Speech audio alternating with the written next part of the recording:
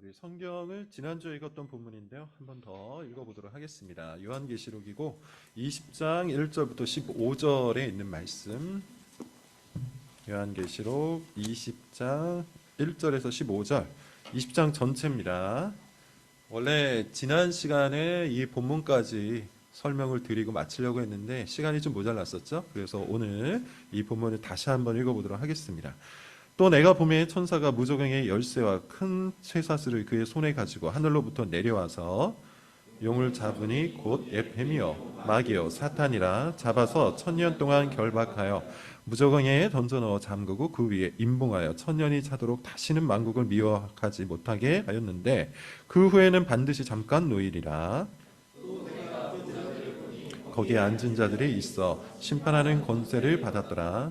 또 내가 보니 예수를 증언함과 하나님의 말씀 때문에 목베임을 당한 자들의 영혼들과 또 짐승과 그의 우사에게 경배하지 아니하고 그들의 이마와 손에 그의 표를 받지 아니한 자들이 살아서 그리스도와 더불어 1000년 동안 왕 노릇하니 그 나머지 죽은 자들은 그 1000년이 차기까지 살지 못하더라. 이는 첫째 부활이라. 이 첫째 부활에 참여하는 자들은 복이 있고 거룩하도다. 둘째 사망이 그들을 다스리는 권세가 없고 도리어 그들이 하나님과 그리스도의 제사장이 되어 1000년 동안 그리스도와 더불어 왕 노릇하리라. 1000년이 참에 사탄이 그 옥에서 놓여 나와서 땅의 사방 백성 곧 곡과 마곡을 미혹하고 모아 싸움을 붙이리니 그 수가 바다의 모래 같으리라. 그들이 지면에 널리 퍼져 성도들의 진과 사랑하시는 성을 두르매 하늘에서 불이 내려와 그들을 태워버리고 또 그들을 미혹하는 마귀가 불과 유황못에 던져지니 거기는 그 짐승과 거짓 선지자도 있어 세세토록 밤낮 괴로움을 받으리라. 또 내가 그 흰 보좌와 그 위에 앉으신 이를 보니 땅과 하늘이 그 앞에서 피하여 간데 없더라. 또 내가 보니 죽은 자들이 큰 자나 작은 자나 그 보좌 앞에 서 있는데 책들이 펴 있고 또 다른 책이 펴졌으니 곧 생명책이라. 죽은 자들이 자기 행위를 따라 책들에 기록된 대로 심판을 받으니 바다가 그 가운데에서 죽은 자들을 내주고 또 사망과 음부도 그 가운데에서 죽은 자들을 내주매 각 사람이 자기의 행위대로 심판을 받고 사망과 음부도 불못에 던져지니 이것은 둘째 사망 곧 불못이라. 같이요 누구든지 생명책에 기록되지 못한 자는 불못에 던져졌다. 요한계시록과 관련된 많은 이야기가 있습니다. 그러니까 요한계시록을 해석하는 그 방식의 문제들인데 많은 이단들이 이 성경 해석을 왜곡하고 오염시켜서 사람들을 미혹을 하고 있죠. 요한계시록과 관련된 대표적인 이단, 여러분 다 아실 겁니다. 신천지라는 이단인데요. 사실 이 신천지라는 이단도 요한계시록을 해석을 할 때 자기네들에게만 있는 어떤 비밀의 키워드, 비밀의 키, 열쇠가 있다고 주장을 하면서 막 해석을 하죠. 그러면서 동시에 이제 주장하는 그들의 해석 방법 중에 하나가 뭐냐면 아주 문자주의적이야. 이 문자 뒤편에 있는 상징과 비유 뭐 이런 것들을 다 배제하고 그저 눈에 보이는 대로 다 해석을 하는 거죠. 대표적으로 신천지 해석 중에 하나가 뭡니까? 14만 4천 명이잖아요. 14만 4천 명. 지금은 여러분 내용이 바뀌었어요. 왜냐하면 신천지에 등록한 교인들이 14만 4천 명이 넘어섰기 때문입니다. 근데 처음에 14만 4천 명을 모을 때까지는 하나님께 택함받은 백성이 14만 4천 명, 문자적으로, 숫자적으로 14만 4천 명이라고 주장을 했었죠. 그러면서 얼마 남지 않았다. 지금 12만 명이다. 2만 4천 명밖에 남지 않았다. 빨리 와라. 뭐 이런 식으로 사람들을 동원했습니다. 아주 단적인 예예요. 문자주의 해석의 단적인 예입니다. 근데 제가 아마 성경 문답 시간에 이럴 때 말씀을 드렸는데 모든 성경의 숫자를 다 상징으로 해석해야 되는 건 아닙니다. 그렇지만 묵시문학이라고 불려지는 이런 예언서들은 대부분 숫자를 상징적 의미를 담아서 사용을 해요. 그러니까 14만 14천은 어떻게 나옵니까? 12 곱하기 12 하면 144죠. 곱하기 1000 하면 14만 4천이 나와요. 그러니까 12, 12 이게 여러분 뭘까요? 구약의 12지파, 신약의 12사도. 이게 다 뭐죠? 하나님께서 택한 사람들이에요. 택한 백성들을 상징하는 숫자입니다. 그래서 10이라는 숫자는 성경 문학, 그것도 묵신 문학에서는 뭘 의미하냐면 하나님께서 택하신 공동체를 의미합니다. 10이라는 숫자.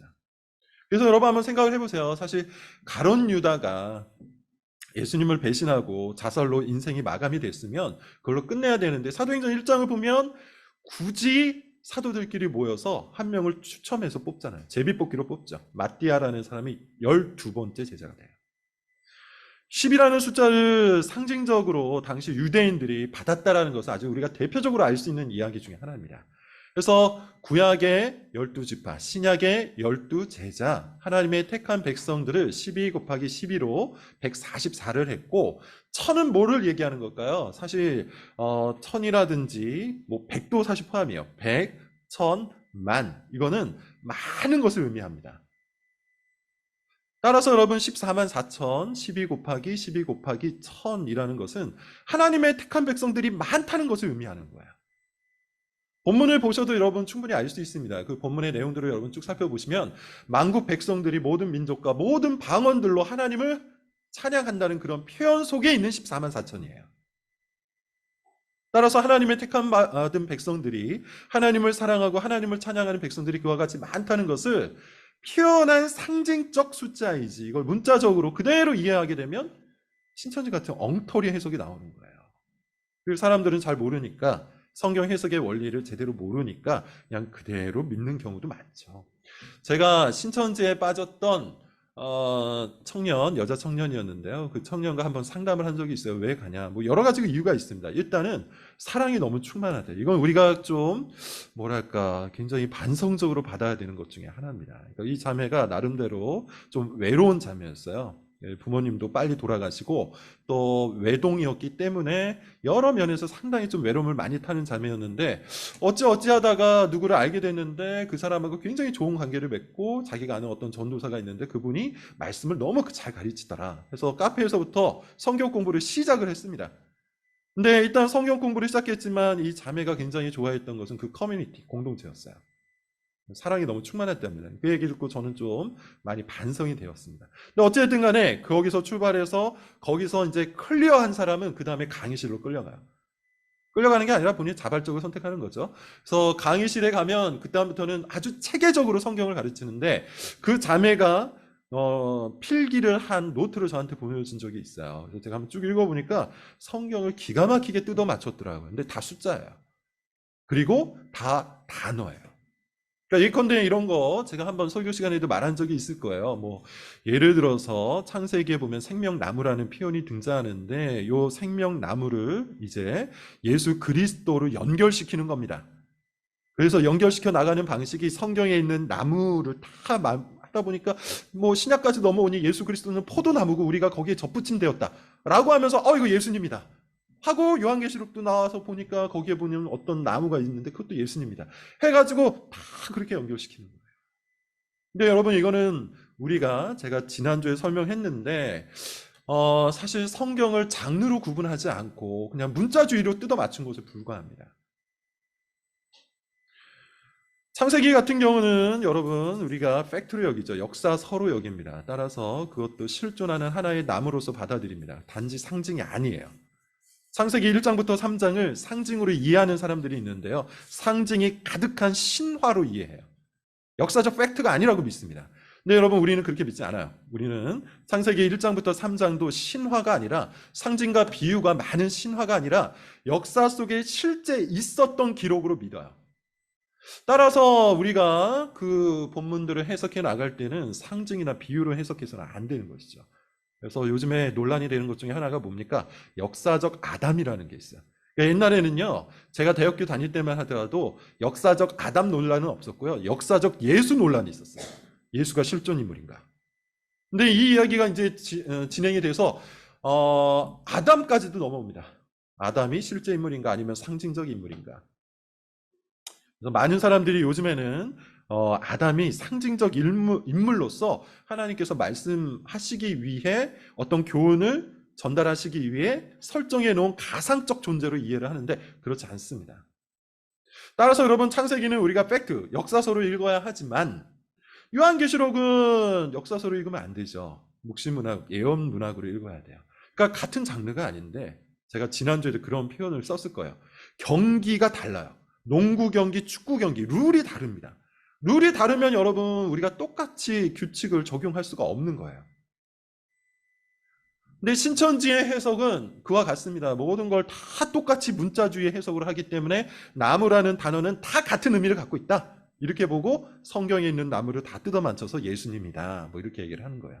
근데 성경 해석의 원리를 잘 모르는 우리 교인들 중에는 야, 이거야말로 진정한 성경 해석이다. 이거야말로 진정한 하나님의 진리다. 뭐 이렇게 하면서 거기에 훅 빠져가죠. 이유가 있어요. 가장 큰 이유 중에 하나는 뭐냐 하면 기가 막힙니다. 제가 사실 그 노트를 보고 또 나름대로 신천지에 공부하면서 굉장히 많은 것들을 알고 있지만 일부러 여러분들에게 말씀을 잘 안 드립니다. 왜냐하면 제대로 못 들으면, 졸다가 들으면 신천지 이야기를 제가 말한 걸로 오해하고 착각해서 머릿속에 남을까 봐 그래요. 그래서 가능하면 뭐 이단의 해석이라든지 아니면 잘못된 신학의 해석에 대해서는 제가 잠깐 소개하지 자세히 말씀을 드리지 않습니다. 근데 기가 막혀요. 기가 막히게 담아. 그냥 이 정도만 알고 계세요. 궁금한데? 이러지 마시고 그 정도만 알고 계시면 됩니다. 기가 막히게 뜯어 맞춰줍니다. 그리고 두 번째가 있어요. 쉬워요. 제 이야기를 들어보면 여러분 어때요? 그리고 저랑 성경 문답을 해보신 분들도 알겠지만 어떻습니까? 뭔가 클리어하지 않을 때도 있죠. 이유가 있어요. 성경은 해석이 필요한 책이기 때문이에요. 그래서 단순히 읽기만으로는 성경 전체를 파악하기는 쉽지가 않습니다. 우리가 성경 문답을 하는 건 그 중간쯤이에요. 그래서 성경을 여러분들에게 익숙하게 만들기 위해서 성경 독서라는 첫 번째 목적이 있고, 두 번째는 그냥 아무 생각 없이 아무 의미 없이 무조건 읽어 나가지 않고 그래도 중간중간에 해설을 덧붙여 여러분께서 그 의미를 좀 파악하도록 하기 위한 과정이에요. 그래서 성경 문답을 통해서 아주 깊은 성경 연구나 뭐 이걸 원하시면 안 됩니다. 자, 핵심은 뭐냐 하면 성경은 해석이 덧붙여져야 되는 책이에요. 해석이 필요해요. 그냥 문자로 그냥 막 뜯어 맞추면 되는 것이 아니에요. 그런 의미에서 사실 신천지의 성경 해석 같은 경우는 쉬워요. 쉬워서 사람들이 넘어갑니다. 장르 구분 필요 없고요. 상징을 공부해 볼 필요도 없고요. 당대의 문화와 관습에 대해서도 우리가 열심히 연구할 필요도 없고요. 그리고 성경을 그냥 있는 그대로 문자주의로 그냥 쭉 훑기만 해도 충분히 이해될 수 있다는 그 이야기. 그 이야기에 사람들이 아주 쉽게 넘어가는 거죠. 근데 이 신천지의 성경 해석이 어디에서부터 온 거냐면 제가 지난주부터 말씀드린 세대주의적 해석의 특징입니다. 세대주의는 성경을 해석하는데 그 성경 해석의 원리가 아주 기본적으로 다 문자주의 해석이어야 한다고 주장을 해요. 문자주의 해석에 대해서는 이미 말씀드렸어요. 그런 방식으로 해석하는 겁니다. 그래서 우리가 선지서를 어렵게 성경 문답을 통해서 통과 왔는데 읽어보시면 어떤 내용들이 있어요. 여호와의 크고 두려운 날, 마지막 날, 심판의 날, 주님의 날, 그날에 어떤 일들이 벌어집니까? 크게 두 가지인데 첫 번째는 만국이 심판을 받아요. 그리고 두 번째는 뭐죠? 이스라엘 백성들이 다시 예루살렘을 회복하고 거기에서부터 하나님의 나라가 시작이 돼요. 세대주의적인 해석을 하면 어떻게 됩니까? 이게 문자적인 해석이 되는 거예요. 그래서 지금 현재 팔레스타인 지역에 이스라엘이라는 국가가 형성된 것 자체를 그 예언의 성취로 보는 겁니다. 약 1900년 동안 이스라엘 백성들이 빼앗겼잖아요. 근데 2차 대전이 끝난 다음에 이스라엘 사람들이 힘을 모아가지고 그 땅을 차지했죠. 그래서 원래 2000년 동안 살고 있었던 팔레스타인 사람들을 쫓아내고 가자 지구에 가둔 거 아닙니까? 다 알고 계시는 거죠? 그렇게 가자 지구에 가둬놓고 자기네들이 이제 하나님의 성취, 하나님의 예언의 성취를 이루어냈다고 자신만만해하고 있는 겁니다. 그래서 지금도 계속 그런 전쟁들이 벌어지고 있는 거예요. 그리고 언젠가는 이 이스라엘을 통해서 하나님께서 만국 백성을 심판하실 것을 믿고 있는 것이고, 세대주의자들은 그것이 하나님의 한 섭리라고 구약의 예언서를 보고 지금도 붙들고 있어요. 그래서 제가 이런 말씀을 드렸을 거예요. 하나님의 두 백성. 이게 그들의 개념이에요. 하나님의 두 백성 개념. 하나님의 한 백성은 우리와 같은 교회고요. 또 다른 백성은 그 유대인. 그래서 하나님께서 구원을 베푸시는 방법도 다른 겁니다. 우리는 예수 그리스도를 믿음으로 구원을 받지만 유대인들은 예수 그리스도를 믿음으로 구원을 받는 게 아니에요. 그들에 의하면 그래요. 하나님께서 그들을 선민으로 택하셨기 때문에 그들을 계속해서 그런 방식으로 구원하신다고 믿는 것이죠. 민족적으로 구원하신다고 믿는 거예요. 그러니까 이런 식으로 여러분 성경을 해석하다 보면 어떻게 되는 겁니까? 우리는 오직 예수라고 믿었는데 그러면 다른 방식으로도 구원을 받을 수 있는 거 아닌가라는 그런 생각을 가져요. 이게 이제 세대주의가 돼요. 그래서 지난주에 그런 말씀을 드렸는데 7개의 세대를 나누어서 각 세대마다 하나님께서 구원하시는 방법이 다르다 주장하는 게 세대주의라고 했죠. 그래서 무죄의 세대는 아담과 노아의 세대고, 양심의 세대가 있고, 뭐 왕국 통치의 시대가 있고, 율법의 시대가 있고, 은혜의 시대가 있고, 천년 왕국의 시대가 있고, 각각 다 다르다는 거예요. 그래서 이 세대주의자들의 그 개념, 그 신학적 개념을 받게 되면요, 구약에서는 하나님께서 사람들을 구원하시는 방법이 따로 있었다고 주장을 해요. 구약에서는 예수님이 있지도 않았고 알지도 못했기 때문에 그들이 구원을 받기 위해서는 율법을 잘 지켰어야 된다. 제사를 제대로 드렸어야 된다. 그러니까 소위 말해서 율법을 통한 구원을 주장합니다. 구약 때는 그랬다고 주장해요. 왜냐? 그때는 그 사람들이 예수님을 전혀 몰랐기 때문이다. 이렇게 얘기하는 거죠. 그리고 지금은 신약 이후 예수님이 오신 지금은 예수 그리스도를 믿음으로 구원을 받는 것이다.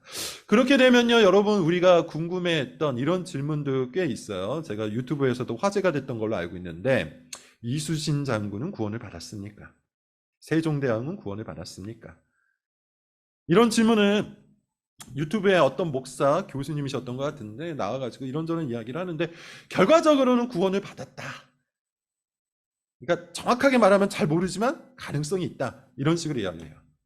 이유가 바로 이런 겁니다. 세대주의적 개념으로 이해를 하면 그렇게 해석이 가능하죠. 왜냐하면 예수 그리스도를 몰랐던 양심의 시대에는 양심에 의해서 구원을 받는데, 우리가 판단할 때 이수신 장군이나 세종대왕 같은 경우는 상당히 양심적인 인물이었을 것으로 추정하잖아요. 그러니까 받을 수 있는 거죠.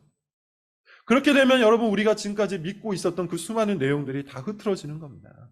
무너지는 거죠. 오직 예수라는 이 개념이 사라지는 거예요. 그러나 여러분, 우리 정통주의, 개혁주의에서 말하고 있는 성경 해석의 원리는 매우 간단합니다. 제가 말씀드린 것처럼 우리도 문자주의, 더 정확하게 말하면 문자적 해석을 거부하는 건 아니에요. 그러니까 문자적 해석은 뭡니까? 일단 이 문자 자체를 우리가 연구해야 될 거 아닙니까? 그러니까 열심히 관찰해야 돼요. 제가 늘 말씀드리는 것처럼 성경을 꼼꼼하게 읽으셔야 돼요. 반복되는 단어 찾으셔야 돼요. 핵심되는 주제를 찾으셔야 되고 문장을 발견하셔야 돼요. 그러면서 성경 전체 행간을 찾고 그것을 통해서 주님의 뜻을 찾아가는 겁니다. 그렇게 여러분, 우리는 성경을 기본적으로 문자적 해석을 해야 돼요. 그런데 성경 해석의 가장 큰 원리는 뭐냐 하면 신약으로 구약을 해석하는 겁니다. 지금 제 이 말이 굉장히 중요해요. 세대주의와 우리 개혁주의, 정통주의의 차이가 바로 거기 있어요. 계시로 계시를 해석한다. 근데 여러분, 일단 기본적으로 우리가 일반 책도 다 마찬가지잖아요. 가장 최근 문서를 가지고서 가장 최근에 번역되거나 가장 최근에 만들어진 어떤 책을 갖고서 다른 것들을 판단해야지 옛날 걸 가지고서 얘기할 수는 없죠. 계시도 마찬가지예요. 하나님의 최종 계시가 있잖아요. 그 최종 계시가 뭡니까? 신약 성경이죠. 하나님께서 자신의 뜻을 분명히 밝히신 비밀의 책, 계시의 책, 그게 신약 성경이에요. 따라서 여러분, 신약 성경을 중심에 두고 신약 성경을 토대로 두고 구약을 해석해 나가야 돼요. 그러면 여러분, 신약의 저자들이 말하는 것처럼 우리는 어떻게 구원받습니까? 구약이나 신약이나 유다인이나 헬라인이나 모든 사람들 다 예수 그리스도 안에서 구원을 받는 거예요. 그러므로 여러분, 구약에서도 구원을 받는 방식은 신약과 동일하다고 우리는 믿는 것이죠. 바울이 갈라디아에서 그런 말 하지 않습니까? 그러니까 갈라디아서는 제가 한번 말씀을 드린 적이 있을 거예요. 설교 시간에. 갈라디아서는 기본적으로 구원론과 관련돼서 일종의 변증적 서신이다. 그렇게 이야기를 했어요. 특별히 유대인들의 주장에 대한 변증적 서신이었죠. 유대인들은 뭐라고 해요? 예수님 믿는 거 좋다. 그러나 그걸로 충분하지 않으니 너희가 할례를 받고 율법까지 지켜야 구원이 완성된다. 이렇게 주장을 했어요. 이게 이제 그들의 주장입니다. 이에 대해서 이제 바울이 계속해서 말하기를 그렇지 않다. 아브라함을 보라라고 해요. 아브라함을 보라. 아브라함이 할례를 받았고 율법을 지켜서 구원을 받았냐? 그때는 율법이 없지 않았냐? 아브라함이 어떻게 구원을 받았냐? 하나님을 믿음으로 구원을 받지 않았냐? 그러면서 아브라함 때도 믿음으로 구원을 받았다. 율법을 지켜 구원받은 거 아니다. 그러므로 지금 참된 아브라함의 후손은 할례를 받고 율법을 지켜야 된다고 주장하는 유대인들이 아니라 믿음으로써 구원을 받는 교회다라고 얘기해 주죠. 이게 여러분 갈라디아에서 말하는 거예요. 그런 의미에서 여러분 신약의 여러 구원론적 개념, 구원론적 신학 이것들의 근거를 찾아서 우리가 구약을 해석해 나가는 거죠. 제가 이번 주 성경문답, 구약 성경문답에서도 몇 번 말씀드렸어요. 아마 스가랴가 예언서이기 때문에 굉장히 상징들이 많아서 읽는데 어려움이 있었던 것 같습니다. 그런데 여러분 우리가 몇 군데를 살펴보았더니 어떤 구절들이 있었어요? 마태복음에 있었던 구절들이 스가랴에 탁탁탁 나왔던 거 있죠. 대표적인 게 뭡니까?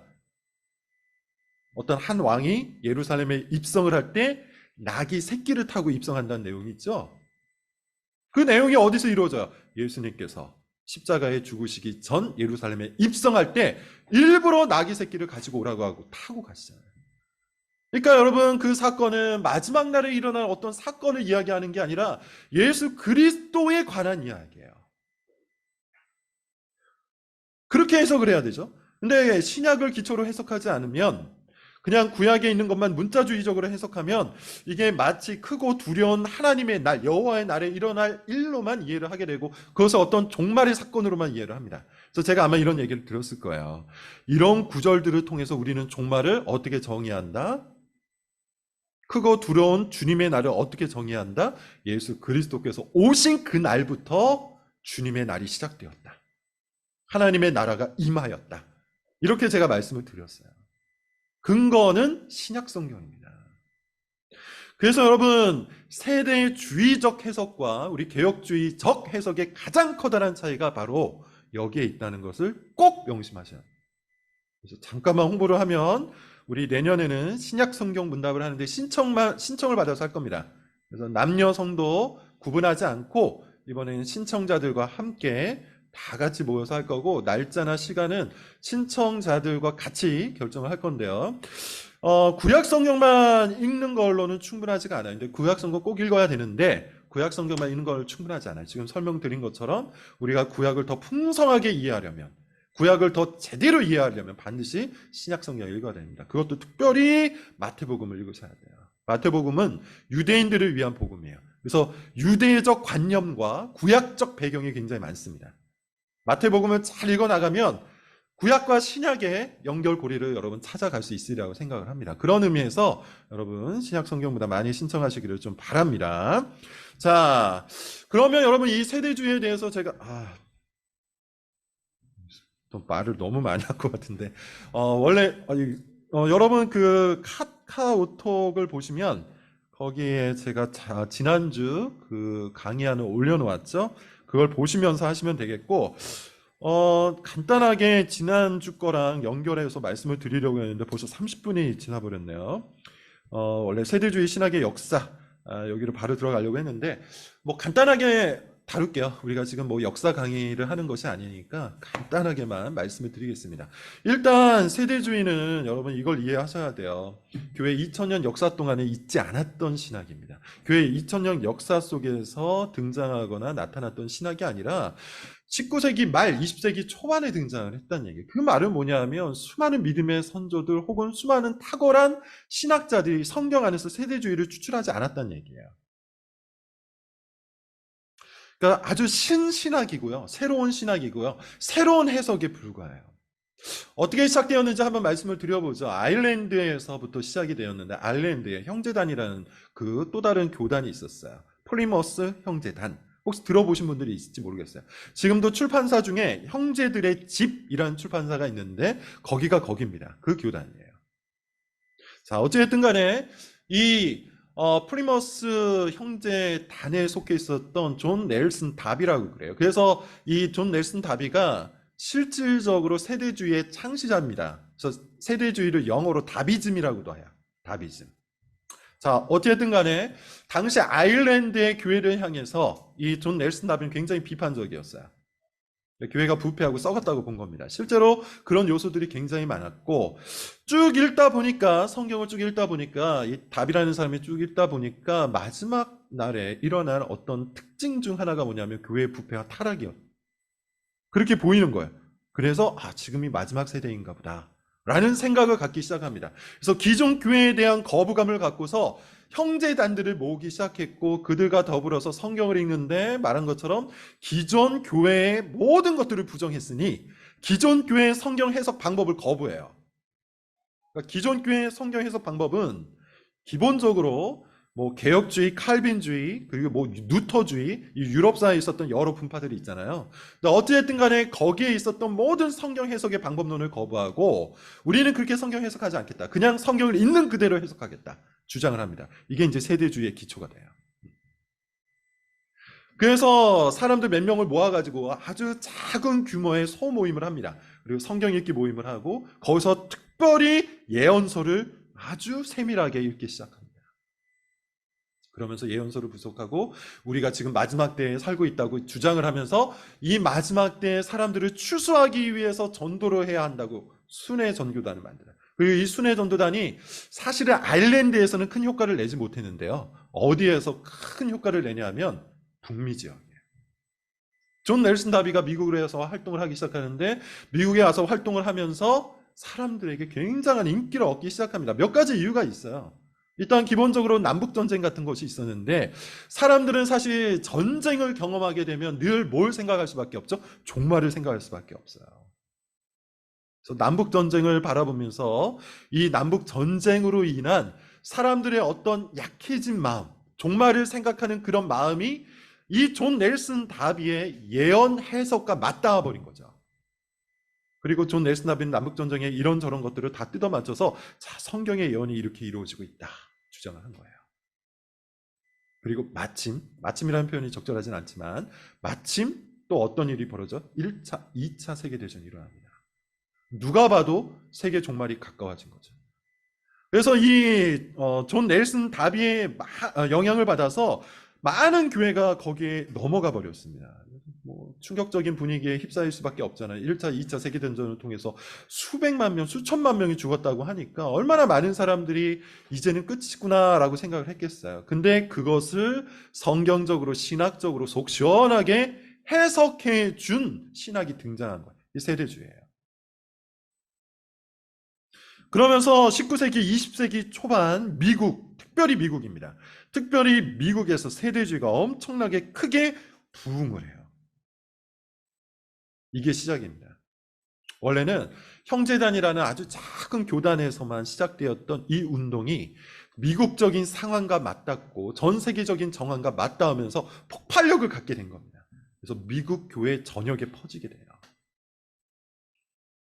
특별히 존 넬슨 다비는 그런 것들을 좀 좋아했었는데요. 뭐냐 하면은 수련회 세미나 뭐 이런 것도 굉장히 좋아했습니다. 그래서 나이아가라 폭포 세미나라고 굉장히 유명한 수련회 같은 것이 있는데요. 거기에 많은 사람들이 찾아와서 존 넬슨 다비가 말하는 성경 해석, 특별히 예언 해석을 듣고 그들이 마음이 뜨거워져서 여기저기로 흩어져서 선교를 왔어요. 그때 선교 왔던 사람들 중 많은 선교사들이 우리나라에도 오셨습니다. 그래서 사실은 여러분 우리나라에 종말론 그리고 우리나라의 어떤 신앙적 색깔이 세대주의 영향을 굉장히 많이 갖고 있는 이유가 바로 그거예요. 그때 그 영향을 받았던 사람들이 우리나라에 찾아온 거죠. 그때 그 영향을 받았던 사람들이 세대주의 신학을 한국교회에 가르치면서 여전히 많은 사람들이 뭐 장로교회다, 개혁주의다, 칼빈주의다 그렇게 이야기하는데 성경을 해석하기 위한, 성경을 연구하기 위한 여러 가지 노력과 애를 쓰는 것보다는 뭘 합니까? 문자주의 해석을 하는데 더 편안함을 느껴요. 그러나 여러분 이것은 사실은 말씀을 드린 것처럼 19세기, 20세기 초반에 등장한 신신학, 새로운 조류에 불과합니다. 자, 그리고 여러분 이 세대주의 넘겨보세요. 제가 간단하게만 한번 말씀을 드리면서 가도록 하겠습니다. 세대주의는 이렇게 운동으로 시작을 했어요. 하나의 무브먼트였죠. 근데 세대주의가 무브먼트로만 갔으면 아마 조금 있다가 없어져 버렸을 거예요. 근데 무브먼트에서 끝나지 않고 학문화가 됩니다. 그러니까 대학교가 설립이 돼요. 세대주의를 굉장히 크게 받아들인 몇몇 지적인 사람들이 야 우리 이걸 신학교에서 좀 가르쳐보자 해서 모입니다. 그러면서 소위 말하는 학자적 세대주의가 발생을 하는데, 여러분도 아실 만한 학교를 말씀드리면 이제 댈러스 신학교 같은 경우가 그렇죠. 그리고 아주 유명한 기독교 저자 중에 달라스 윌라드라고 여러분 좀 아실지 모르겠습니다. 달라스 윌라드라는 그런 분이 계십니다. 이 세대주의 계열에 계신 분이고, 이 댈러스 신학교에서 가르치신 교수님이에요. 굉장히 영향력 있는 교수님 중에 한 명입니다. 그래서 댈러스 신학교라든지 제가 밑에 쭉 적어놨는데 필라델피아의 성서대학교가 있고, 무디 성경학교가 있고, 코너스톤 대학교가 있고, 웨스턴 신학교가 있고, 비올라 대학교 안에 있는 탈북 신학교가 있고, 캐피탈 성경학교, 그 다음에 오순절 교단이라 불리죠. 하나님의 성의 교단. 이런 데는 다 세대주의예요. 그래서 다 지금 제가 말씀드린 것처럼 세대주의적 종말론과 구원론을 가르칩니다.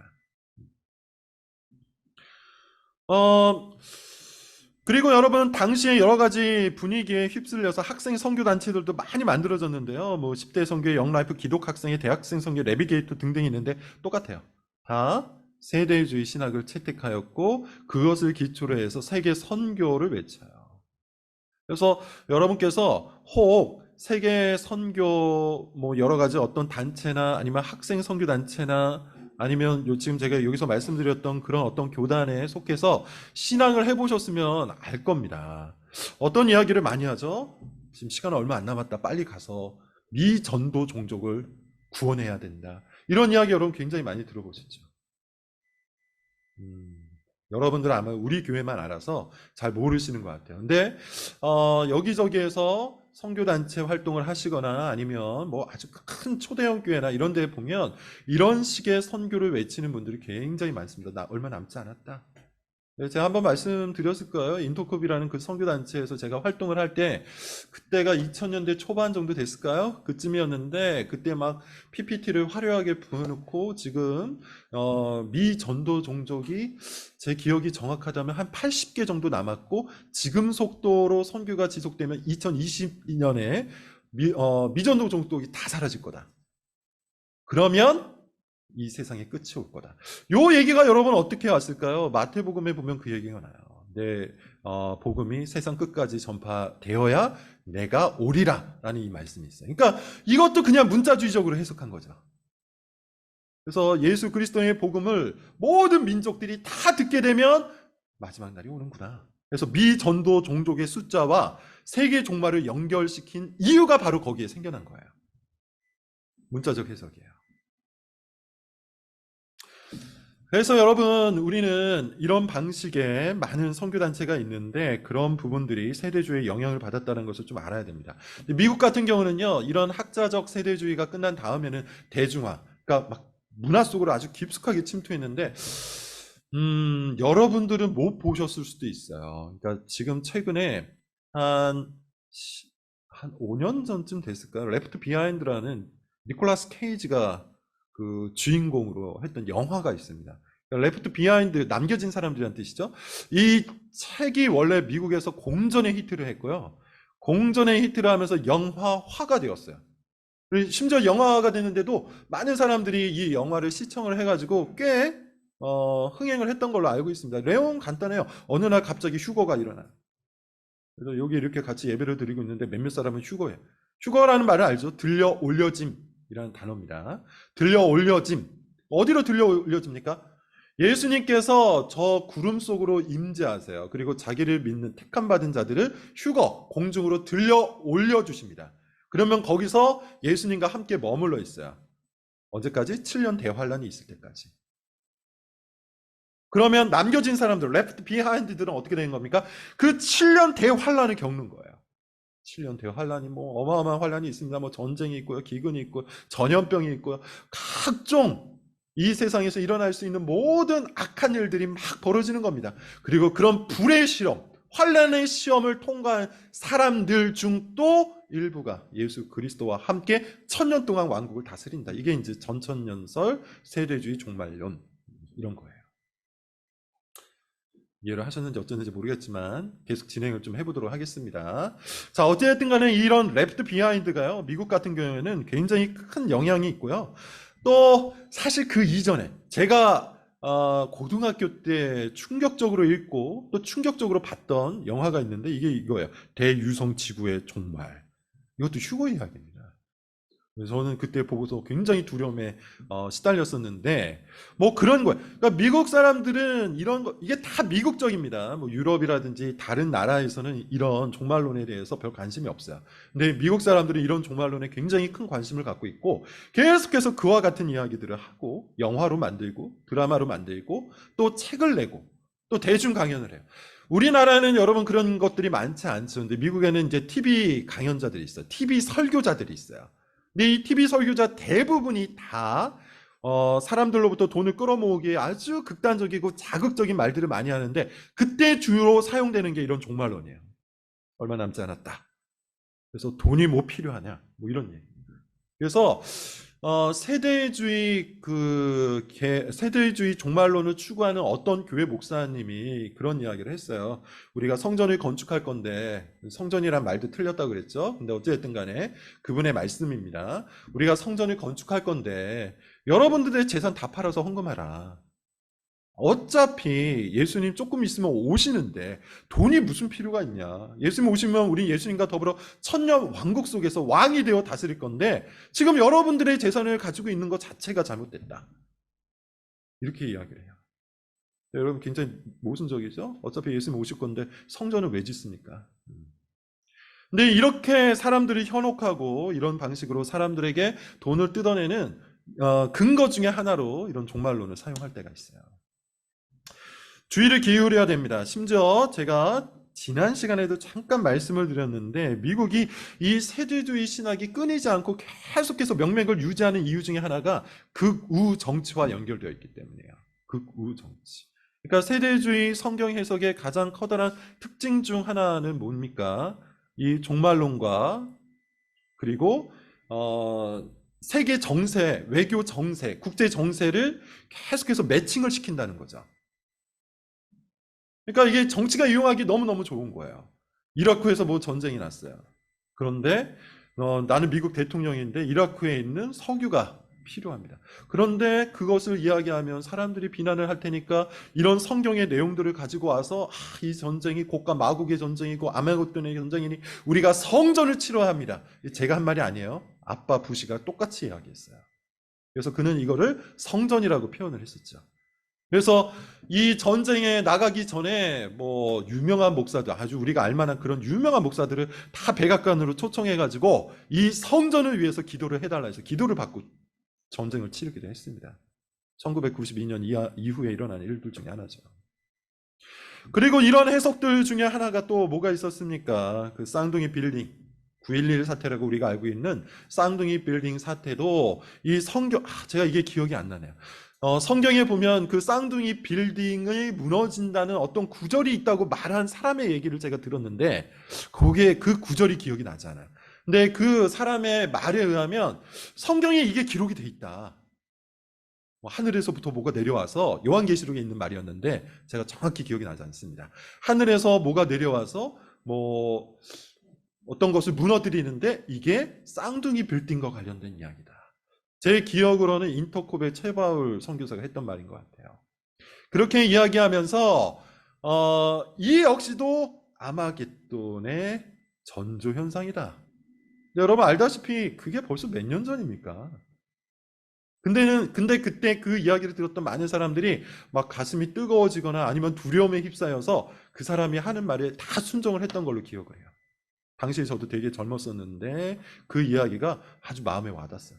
제가 말씀드린 것처럼 신천지도 그렇고 이 세대주의도 그렇고요. 뭔가 되게 아다리가 되게 잘 맞았더라고요. 기가 막혀요. 듣다 보면 와 정말 그렇구나 하면서 거기에 마음이 끌려갈 때가 많습니다. 이 모든 일들, 이 모든 현상들이 어디에서부터 나오냐? 우리가 성경을 제대로 해석하지 않기 때문에 나오는 거예요. 그래서 제가 첫 시간에 그런 말씀을 드렸습니다. 이 세대주의 이야기를 갑자기 왜 하는가? 핵심은 딱 하나예요. 여러분, 우리가 성경을 알아야 돼요. 성경을 제대로 알아야 돼요. 제대로 해석해야 돼요. 성경을 읽고 성경을 해석하고 그 성경을 적용하는 이 모든 연구 작업이 우리가 신앙생활하는 데 있어서 굉장히 중요한 토대가 되어야 돼요. 그래서 요한계시록 20장의 해석 파트도 여러분 마찬가지인데 이미 제가 드린 그 프린트물에 보면 이미 이 제목 자체가 굉장히 힘겹죠. 요한계시록 20장은 19장의 연속인가? 그러니까 문자주의 해석을 하면 이게 어렵지가 않아요. 문자주의 해석을 하면 19장 다음에 20장이니까 당연히 연속 아니야? 라고 생각할 수밖에 없죠. 그런 의미에서 세대주의자들은 19장까지는 이런 일이 있고 19장 끝에 20장이 붙어 있으니 이렇게 된 거다라고 주장을 해요. 근데 여러분 우리가 성경을 제대로 연구하고 해석을 하면 그렇지 않다는 걸 압니다. 그렇지 않다는 걸 알아요. 그러니까 예컨대 여러분 성경에 보면요. 그런 내용들이 꽤 있습니다. 제가 창세기를 성경 문답 속에서 해설할 때 그런 말씀을 드린 적이 있는데요. 창세기 1장 1절부터 2장 3절까지 보면 이게 하나의 스토리예요. 그러니까 시간 순서를 따른 스토리입니다. 첫째 날, 둘째 날, 일곱째 날에 일어나는 이야기를 시간적으로 쫙 적어놨어요. 그리고 2장 4절부터의 내용에 보면 어떤 사람들 의아할 수 있어. 뭐 또 창조 얘기가 왜 또 나오지? 이미 인간 창조는 6일에 했다고 앞에 나와 있는데 2장 4절 이하를 보면 인간 창조에 대한 이야기가 또 나와요. 그래서 자유주의자, 이제 소위 말해서 문서설이라는 걸 믿는 사람들은 야, 이게 편집됐다. 성경이 여기저기 있는 걸 다 뜯어 맞춰가지고 만든 게 이렇게 증명되는 거 아니냐. 이렇게 얘기하는데 이건 여러분 잘못된 이야기입니다. 성경은 일부러 시간 순서로 먼저 쫙 기록한 후에 거기서 가장 중요한 이야기를 따로 떼어서 기록하는 그런 방법들을 많이 써요. 이걸 일종의 병립형 전개라고 합니다. 이런 이야기는 여러분 저기에도 또 나와 있어요. 창세기 10장 같은 데 보면 인류의 역사를 쭉 다룹니다. 거기 보면 바벨론, 바벨탑 역사 있는데 그 역사 속에서 이미 다루었음에도 불구하고 또 그 이야기 중에 중요한 이야기를 꺼내서 기록한 게 창세기 11장에 나오는 바벨탑 사건이에요. 요한계시록도 여러분 비슷한 방법입니다. 요한계시록도 쭉 보면요. 7교회 이야기가 나오죠. 7인 이야기가 나옵니다. 7대접 이야기가 나옵니다. 7나팔 이야기가 나와요. 그리고 나서 17장부터는 큰 음녀 바벨론의 심판 이야기가 나와요.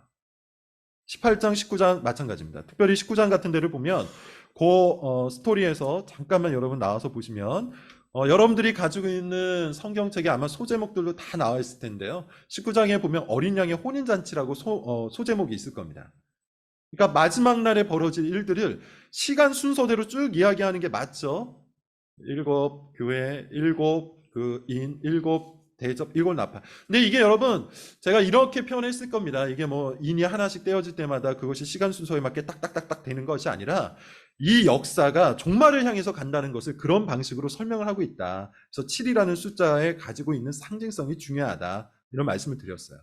사실 제가 다 설명드릴 수는 없지만 일단 기본적으로 그런 순서를 따라 쫓아오다가 17장 같은 데 보면은 이제 드디어 망하게 됩니다. 17장 같은 데 보면 큰 음녀 바벨론이 심판받을 것을 하나님께서 말씀하시고 18장에 보면 정말로 이 바벨론이 심판받는 걸 이야기해요.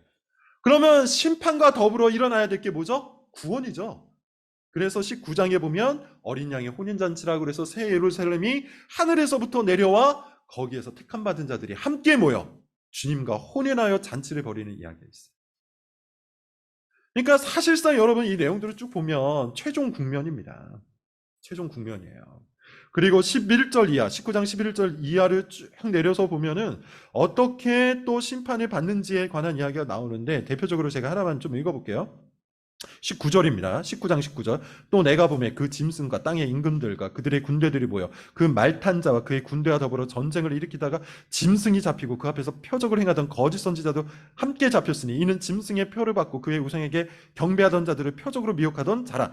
등등. 그리고 유황불 불 붙는 못에 던져지고. 제가 이것을 읽는 이유가 조금 이따가 나오는데요. 자, 여기까지만 보면 여러분 우리가 사실상 뭘 알 수 있죠? 완결이에요, 완결.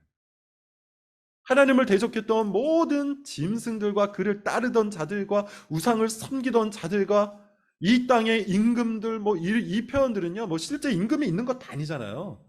지금 여러분 우리가 살아가는 이 세상에 임금이 있는 것도 아니잖아요. 그러니까 이건 다 표현이에요. 상징적 표현이에요. 하나님을 대적하는 그 수많은 사람들이 결국 마지막 날에는 심판을 받아서 유황불 못에 던져질 것이다. 이렇게 최종적인 이야기를 해주고 있는 겁니다. 그리고 나서 그 이야기를 다시 20장으로 끌고 와서 20장에서 지금까지 말했던 것들을 환상을 통해서 영적인 장면을 우리에게 보여주는 거예요. 결론이 이겁니다, 여러분. 19장과 20장은 순서를 따른 기록이 아니고 19장까지가 최종적인 심판을 이야기하는 장면이고 결론적 장면이고 20장에는 지금까지 말한 것들을 다시 정리하는 내용으로 이해를 하셔야만 20장이 제대로 이해가 돼요. 예컨대 여러분 근거를 보도록 하겠습니다. 지금부터 약간의 해석이 들어가는데 조금 어려울 수 있어요. 제가 방금 읽었던 19장 19절 이하의 내용과 맞춰진 내용들이 하나가 있어요. 그게 뭐냐면 이 9절입니다. 여러분 한번 보세요. 20장 9절. 그들이 지면에 널리 퍼져 성도들의 진과 사랑하시는 선을 두르며 하늘에서 불이 내려와 그들을 태워버리고. 그러니까 무슨 말이냐면 곡과 마곡으로 표현되어 있는데요. 하나님을 대적하는 많은 사람들이, 하나님을 믿는 사람들이 핍박한다는 이야기예요. 그러나 하나님께서 하늘에서부터 불을 내리셔서 어떻게 하신다는 거죠? 그들을 쓸어버리시고, 그 다음에 내용이 중요해요. 10절. 또 그들을 미혹하는 마귀가 불과 유황못에 던져지니 거기는 그 짐승과 거짓 선지자도 있어 세세토록 밤낮 괴로움을 받으려. 근데 요 똑같은 말이 여러분 어디에 있었습니까? 19장 20절 이하에 있잖아요. 19장 20절 21절. 그러니까 이미 한번 유황못에 던져졌던 그 짐승들이 왜 20장에서 또 던져지겠습니까? 순서적으로 이해하면 말이 안 되죠. 19장 다음에 20장 순서라면 이게 말이 안 되는 거예요. 그 말은 19장으로 최후 심판이 끝이 나고 20장은 그 모든 것들을 하나님께서 다시 말씀하고 계신다는 걸로 이해하는 게 적당하죠.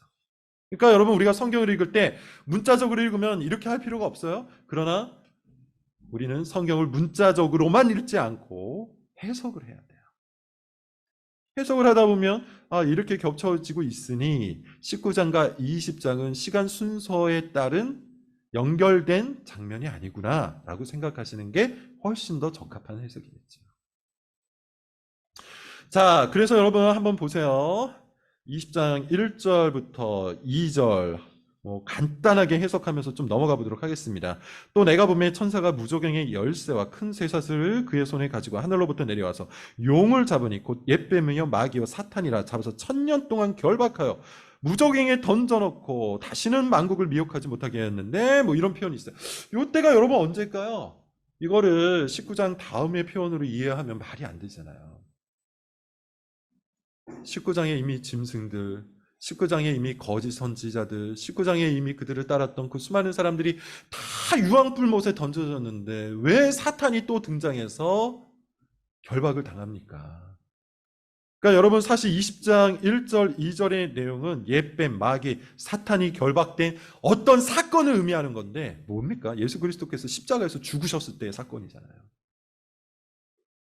여러분 창세기 3장 16절의 말씀을 기억하실지 모르겠습니다. 하나님께서 처음으로 주신 언약의 말씀인데 그때 어떤 말씀이 있었죠? 너의 후손이 뱀의 머리를 깨리라 라는 그런 말이 있죠. 그거는 뭡니까? 사탄의 권세를 예수 그리스도가 깨뜨리시는 사건을 의미하는 거예요.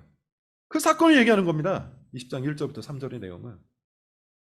그래서 예수 그리스도께서 이 땅에 오셔서 십자가에서 죽으심으로 사탄의 권세를 깨뜨리고 주님의 백성, 하나님의 택한 백성들을 구원하여 내신 그 사건 자체가 천년왕국의 시작이에요.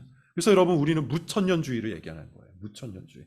그러니까 역사 속에서 실제로 천년왕국이 있다 이렇게 이야기하는 게 후천년 전천년이라면 무천년이라는 것은 역사의 어느 한순간에 1000년 동안 문자적으로 1000년 동안 이어지는 천년왕국이 존재하는 게 아니라 1000년이라는 숫자. 그래서 제가 초반에 14만 4천을 일부러 말씀드린 겁니다. 14만 4천에서 1000이라는 숫자가 뭘 의미한다 그랬죠? 많다라는 것을 의미한다 그랬죠? 따라서 여기서 말하는 1000년이라는 숫자는 많은 세월을 의미하는 거예요. 많은 세월. 그래서 예수 그리스도께서 십자가에서 죽으심으로 사탄의 권세를 깨뜨리고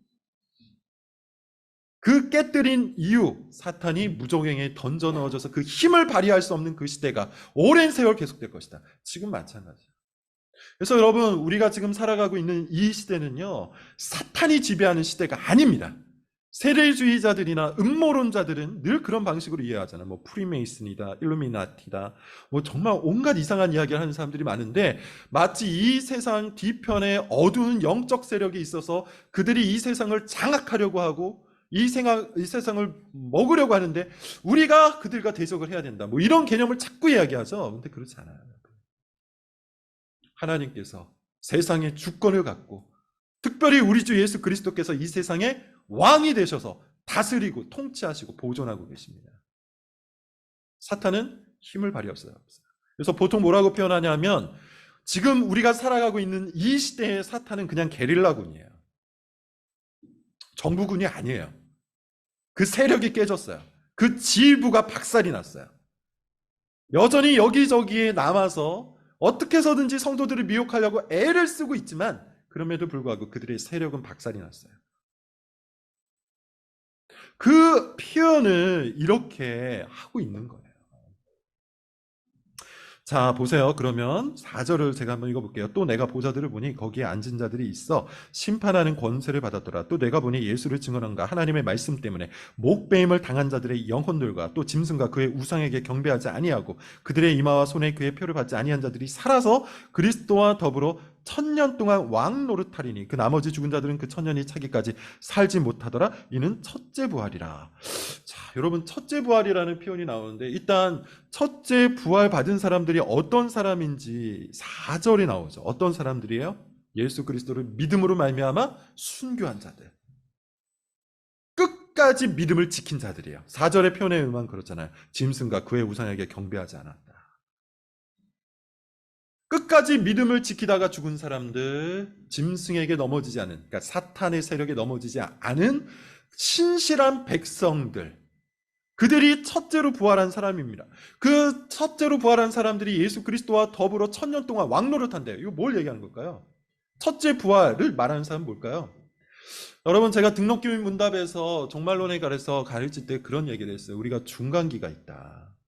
그러니까 마지막 날에 예수 그리스도께서 오시면 우리가 몸을 입고 육체로 부활을 한다고 말씀을 드렸죠. 그리고 그때 심판을 받고 양과 염소가 나뉘어져서 영생과 영벌로 그렇게 결정이 된다고 그랬어요. 그러면 그 중간, 예수 그리스도께서 오시기 전에 죽은 우리가, 만약에 우리가 지금 죽으면 예수 그리스도께서 오시는 그 날과 간격이 있잖아요. 그럼 우리는 어떻게 될까요? 성경에 의하면 우리의 영혼이 살아나서 하나님의 품에 안기어 이 중간 천국을 경험하게 되죠. 이 얘기도 여러분 그냥 나온 얘기가 아니라 예수님께서 비유하실 때 부자와 거지 나사로 이야기를 그렇게 하시잖아요. 그들이 죽자마자 바로 어떻게 됩니까? 바로 그 영혼이 불려 올라가서 거지 나사로는 아브라함의 품에 있었다고 표현하고, 그 다음에 부자는 지옥에 떨어져서 목말라서 물 한 방울이라도 달라고 외친다고 얘기하죠. 예수님의 말씀이에요. 그리고 바울도 그런 이야기를 합니다. 내가 지금 당장 죽어서 예수 그리스도의 품에 있고 싶지만 나에게 주신 일이 있기에 나는 나의 사명을 다 감당하겠다. 이 표현이 빌립보서에 나와요. 따라서 성경에 있는 이런저런 모든 맥락들을 다 종합해서 볼 때 우리는 최후 심판이 임하기 전까지 우리 영혼이 예수 그리스도와 더불어서 중간 천국에 머물게 됩니다.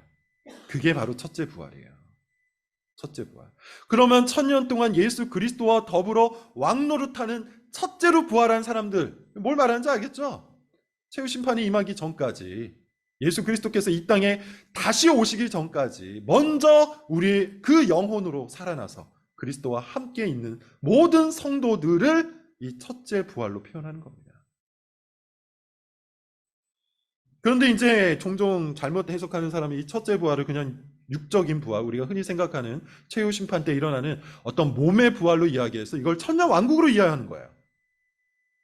문자적으로 이해하면 그렇게 되어버리는 거죠. 근데 이런 문자적인 해석들을 하다 보면 난맥상이 굉장히 많습니다. 6절을 보세요. 이 첫째 부활을 참여하는 자들은 복이 있고 거룩하도다. 둘째 사망이 그들을 다스리는 권세가 없고 도리어 그들이 하나님과 그리스도의 제사장이 되어 1000년 동안 그리스도와 더불어 왕노릇하래. 둘째 사망은 그럼 뭘까요? 이 첫째 부활과 둘째 사망을 잘 이해해야 되는데, 둘째 사망은 여러분 뭘까요? 이 첫째 부활을 경험한 사람은 첫째 사망을 경험했다는 뜻이겠죠? 그 첫째 사망이 뭐예요? 육체적 사망이에요. 둘째 사망은 뭐죠? 영원한 사망을 의미하는 거예요. 그렇게 해석을 해야 되지 않겠습니까? 자, 그런 맥락으로 여러분 이해를 하시면 됩니다. 우리 7절에 보면 천년이 참에 사탄이 그 옥에서 놓여 나와서 땅의 사방 백성 곡과 마곡을 미혹하고 모아 싸움을 붙이리니 그 수가 바다의 모래 같으리라. 요 이야기는 이제 마지막 날에 일어날 사건들입니다. 그러니까 실제로 마지막 날에는 교회가 핍박을 받을 거예요. 그래서 여러분 우리가 그런 이야기들을 많이 하죠. 시간이 지날수록 말세가 다가옵니다. 이건 바울도 디모데전서 4장인가요? 그런 이야기를 합니다. 말세가 가까이 오리니 말세에는 사람들이 이러저러 할 것이다 라고 이야기하는데, 이러저러 하다는 내용들을 보면 많은 사람들이 하나님의 진리를 대적할 것을 이야기하는 겁니다. 시간이 흐르면 흐를수록 그렇게 된다는 거예요. 그래서 9절을 보시면 널리 퍼져 성도들의 진과 사랑하시는 성을 들으며 하늘에서 불이 내려와 그들이 여러분 그런 의미에서 여러분 우리는 이 시대를 구분한다면 세대주의자처럼 어떤 국제 정세나 세계 정세를 분석하는 것이 아니라 신앙의 색깔, 교회의 모습들을 갖고 분석을 하는 거예요. 교회가 점차 세속화가 되고, 그리고 세상 사람들이 점점 많이 일어나서 교회의 진리를 우습게 여기거나 수많은 종교 중에 하나로 여기는 그런 방식들, 그래서 참된 믿음을 가지고 있는 사람들을 조롱하고 진정한 믿음을 가지고 살아가려고 하는 사람들을 핍박하는 그 시대를 볼 때 말세구나 이렇게 생각을 해야 되는 거죠. 곡과 마곡의 전쟁이라고 이라크 전쟁을 얘기하고 아마겟돈 전쟁이라고 러시아 우크라이나 전쟁을 이야기하고, 이런 것은 성경이 말하고 있는 바가 아닙니다. 그래서 여러분 최후 전쟁은 나라와 나라 사이에 벌어지는 전쟁이 아니라 참된 신앙과 그 신앙을 위협하는 온갖 거짓 사상들과의 전쟁이에요. 이게 지금 20장에서 말하고 있는 겁니다. 그러나 20장을 통해서 하나님께서 우리에게 말씀하시고자 하는 건 뭡니까? 끝까지 이겨내라. 비록 수많은 사람들이 들고 일어나서 우리를 두르고 우리의 신앙을 조롱한다 할지라도 끝까지 견뎌내라. 결국 주님이 오셔서 너희의 억울함을 풀어주고 너희를 대적한 모든 자들을 심판하실 것이다. 이게 요한계시록의 주요 메시지예요. 제가 그래서 지난 시간에 그런 얘기를 했잖아요. 요한계시록의 처음 출발의 2장 3장에 7교회 이야기를 하면서 예수님께서 뭐라고 말씀하십니까? 각 교회에게 칭찬도 하시지만 꾸중을 훨씬 많이 하시죠. 그러면서 뭐라고 얘기합니까? 참된 교회에서 참된 교회로 승리하라고 얘기해요. 들을 귀 있는 자는 들을지어다. 들을 귀 있는 자는 들을지어다 라고 이야기하면서 우리가 계속해서 하나님의 말씀을 붙들고 이겨 싸워 나갈 것을 요청하는 겁니다. 자, 조금만 더 보도록 하겠습니다. 우리 11절 여러분 보세요. 또 내가 크고 흰 보좌와 그 위에 앉으신 이를 보니 땅과 하늘이 그 앞에서 피하여 간데 없더라. 또 내가 보니 죽은 자들이 큰 자나 작은 자나 그 보좌 앞에 서 있는데 책들이 펴 있고 다른 책들이 펴졌어. 이게 뭐예요, 여러분? 최후 심판과 관련된 얘기 아닙니까? 여기 흰 보좌와 그 위에 앉으신 이 분이 여러분 누굴까요? 우리 재판장이신 하나님을 의미하는 거죠. 그분이 이곳에 오셔서 죽은 자들, 큰 자들, 작은 자들 상관없이 모든 이들을 불러서 그들 앞에 생명책에 따라서 심판을 하신다고 얘기하죠. 그리고 나눕니다. 13절 내용을 보면 바다가 그 가운데서 죽은 자들을 내주고 또 사망과 음부도 그 가운데서 죽은 자들을 내주며 각 사람이 자기 행위대로 심판을 받고 사망과 음부도 불못에 던져지니 이것은 둘째 사망 곧 불못이라. 그러니까 둘째 사망 이야기가 나오는데 결국 이건 뭘 얘기하는 거죠? 최후 심판에 의한 영원한 형벌, 영원한 사망을 의미하는 거예요. 그러므로 여러분 이 20장 여러분들이 가지고 계신 성경에 보면 아마 대부분이 비슷할 텐데 20장 소제목 뭐라고 달려 있습니까? 천년 왕국이라고 달려 있죠. 아마 거의 모든 성경이 그럴 거예요. 소제목 자체가 잘못 달린 건데 이유가 뭐라고 그랬죠? 한국교회가 세대주의 영향을 많이 받았기 때문이에요. 천년 왕국 이야기가 아니에요, 사실은. 지금 여기의 이야기예요. 지금 여기의 이야기를 예수 그리스도의 십자가 사건부터 영적으로 쭉 이야기를 해주고 있는 겁니다. 예수 그리스도께서 오셔서 마귀의 머리를 부서뜨렸으니 너희 믿는 자들은 신실하게 끝까지 믿음을 지켜라. 비록 마지막 날에 가면 갈수록 수많은 사람들이 일어나 너희의 신앙을 조롱하겠지만 너희들이 붙들고 있는 그 신실함에 대해서 손가락질을 하겠지만 그래도 이겨내라. 끝까지 견뎌내라. 하나님께서 하늘로부터 오셔서 모든 자들을 심판하셔서 너희는 생명책에 기록하고 나머지 사람들은 둘째 사망 불못에 던져 넣을 것이다. 이게 20장이에요. 이렇게 해석하는 것이 여러분 올바른 해석입니다. 근데 말씀을 드린 것처럼 세대주의자들 같은 경우는 이것을 천년 왕국으로서 이해를 해가지고 천년 동안 다스린다. 예컨대 6절에 보면 이런 표현이 있잖아요. 그들이 하나님과 그리스도의 제사장이 되어 천년 동안 그리스도와 더불어 왕노릇하리라. 이것을 문자적으로 이해해서 실제 천년 동안 살 것을 얘기해요. 그러니까 그들의 말에 의하면요, 어느 순간 인간의 수명이 천년이 된다는 거예요. 문자 그대로 이해를 하면. 실제로 그렇게 주장을 합니다. 그런 유토피아 세상을 그리스도와 더불어 경험을 하다가 갑자기 최후 심판이 찾아오는 거예요. 여러분, 이것이 뭔가 말이 맞지 않잖아요. 천년 동안 살고 그리스도와 더불어 왕노릇하면 그거 자체가 천국인데 왜 갑자기 최후 심판이 와서 또 우리를 새하늘과 새 땅으로 옮깁니까? 그런 의미에서 여러분, 요한계시록 20장을 비롯해서 모든 예언서, 모든 예언 문학을 우리가 문자적으로 해석하지 않고 연구와 해석을 통해서 바르게 해석할 줄 아는 능력을 가지셔야 돼요. 사실 제가 우리 교회를 개척하고 목회하면서 가장 크게 목표로 삼고 있는 것이 바로 그겁니다. 성경의 제자를 만드는 거예요. 저는 우리가 제자 훈련 이런저런 얘기도 많이 하는데, 개인적으로는 제 개인의 제자, 저의 색깔을 물려받은 어떤 사람, 이런 것들을 원하는 게 아닙니다. 제가 원하는 제자는 우리 교회를 통해서 생산되고 배출되는 제자는 성경의 제자. 성경 한 권을 들고 성경의 내용들을 가지고 믿지 않는 자들은 믿게 만들고 믿는 자들에게는 그 믿음을 더 참되게 만들 수 있는, 정말 성경이 말하는 대로 이야기를 할 수 있는, 성경이 말하는 대로 다른 사람들이 이끌 수 있는 그런 성경의 제자를 만드는 겁니다. 그래서 우리가 성경 문답도 하는 거고, 그래서 우리가 여러 가지 책들도 함께 좋은 책들을 같이 읽어 나가려고 하는 것이고, 신학 공부를 하고 교리 공부를 하는 이유도 바로 거기 있는 거예요. 성경의 제자가 되기 위해서는요, 나 혼자 어떤 깨달음을 얻어서 성경을 해석하는 것이 아니라 소위 말하는 교회사 속에 있었던 그 수많은 성경의 자산들이, 수많은 성경 해석의 자산들, 아주 풍요로운 어떤 성경 해석의 유산들이 분명히 존재하기 때문에 그것을 기초로 우리가 성경을 해석해 나갈 필요가 있는 거예요. 그래서 신학 이야기하고, 그래서 교리 이야기하고, 그래서 성경 문답 이야기하고, 그래서 여러 가지 책을 읽자고 제가 계속해서 말씀을 드리는 겁니다. 여러분들이 저를 의지하는 것이 아니라 성경을 의지하는 그런 제자가 꼭 될 수 있도록 만드는 것이 저의 목회 목표예요. 새해에는 여러분, 우리가 성경을 더 열심히 읽을 수 있었으면 좋겠고요. 저도 지금 교회 일정들을 계속 만들어 나가고 있는데, 성경 문답만이 아니라 성경을 좀 집중적으로 연구할 수 있는 모임도 만들려고 합니다. 다만 참여자가 없으면 사실상 하기가 좀 어려워서 제가 내년에는 모든 모임에 참여자 숫자를 좀 결정을 하고 그 숫자가 모였을 때만 오픈을 하는 걸로 좀 하도록 하겠습니다. 자, 여러분들께서 성경의 제자가 될 수 있기 위해서 그렇게 같이 함께 많은 성경 공부 모임에 참여할 수 있기를 부탁을 드립니다.